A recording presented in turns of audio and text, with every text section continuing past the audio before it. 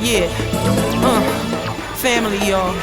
Just keep it tight, keep it tight, keep it tight. Oh, right. Yeah, yeah, yeah, yeah. Here we go, here we go.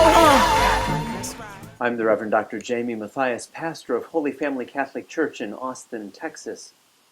If I were honest, I'd have to admit that I've had a few brushes with the law.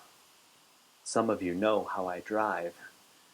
But you've got to imagine that if I were ever stopped by the police, I wouldn't plead the fifth, I wouldn't remain silent, I would invoke today's readings. In today's gospel, Jesus suggests that there's a difference between the letter of the law and the spirit of the law.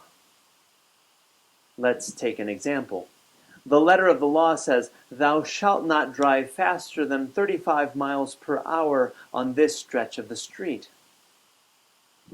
Have you ever driven 36 miles per hour or fathomed the thought 37 miles per hour in a 35 mile per hour zone?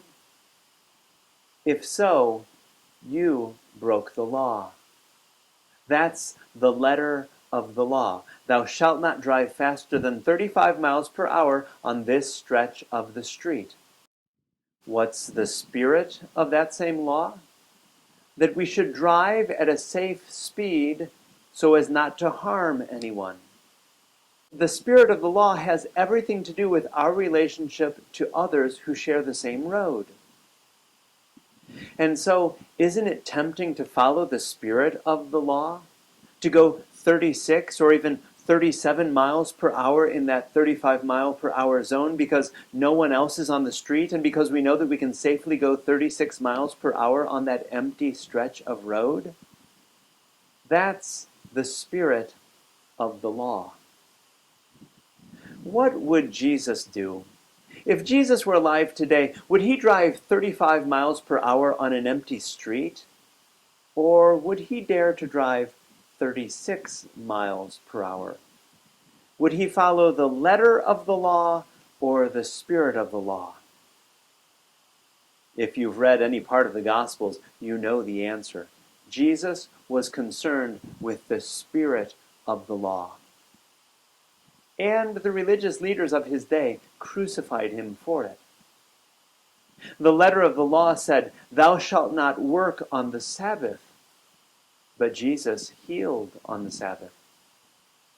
The letter of the law said, "Thou shalt not blaspheme. Thou shalt not pretend to be God." But Jesus forgave sins and suggested that he could rebuild the Jerusalem temple in 3 days. And so he was accused by the religious leaders of his day of blasphemy. In today's gospel, Jesus is turning the Jewish law upside down. He's taking the law that his ancestors followed to the letter, and he's implying that it's not so important to follow that law to the letter. And so, for those who were so fixated on the letter of the law, he begins to make some great exaggerations. The letter of the law, for instance, says, "Thou shalt not commit adultery." But Jesus takes it to an extreme. If you look at another person with lust in your eyes, you've already committed adultery. It's better for you to gouge out your eye or to cut off your hand than to do that. The letter of the law says, "Thou shalt not kill." But Jesus takes it to an extreme. He says, "You'll be sent to the fires of Gehenna for the very human act of getting angry or for calling someone stupid." It's about the spirit of the law. It's about our relationship with God and others. Yes, Jesus turned the Jewish world upside down. He taught people that there's something more important than following the 613 precepts of the Jewish law to the letter. He taught people that they didn't have to be slaves of the law. Instead, he taught them that they were created to be free. In fact, Jesus said that the entire Jewish law of 613 rules could be summarized in 2 simple commandments. Love God and love your neighbor. That's the spirit of the Jewish law.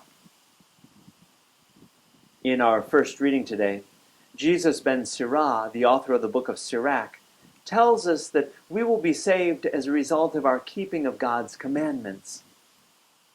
But what's great about Jesus ben Sirach's words is that he emphasizes our freedom to choose as human beings. He says, God has set before you fire and water. To whichever you choose, stretch out your hand. You're free to choose. He says, before you are life and death, good and evil. Whichever you choose shall be given to you. You're free to choose whichever you want. And, of course, we're free to choose whether we'll follow the letter or the spirit of the law. But before you make your choice, remember, Jesus indicates in today's gospel that following the letter of the law isn't enough. Whether you're following God's law with respect to murder or adultery or divorce or the taking of oaths, following God's law to the letter is not going to get you into heaven. It's not going to save you. The religious leaders of Jesus' day were following the law to the letter, and Jesus told them outright that all sorts of people, including sinners and prostitutes and tax collectors, would be getting into heaven ahead of them. He said you've got to follow the spirit of the law. And how can the spirit of that law of 613 rules best be summarized? In 2 simple commandments. Love God and love others. Yes, Jesus tells us, whoever obeys and teaches these commandments will be called the greatest in the kingdom of heaven.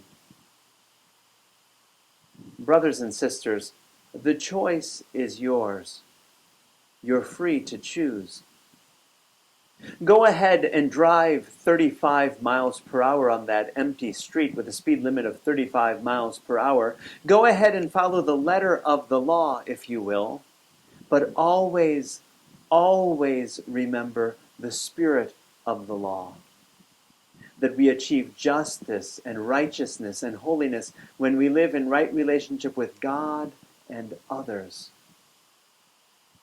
Let's go out and love and live in harmony with God and others. That's the spirit of the law.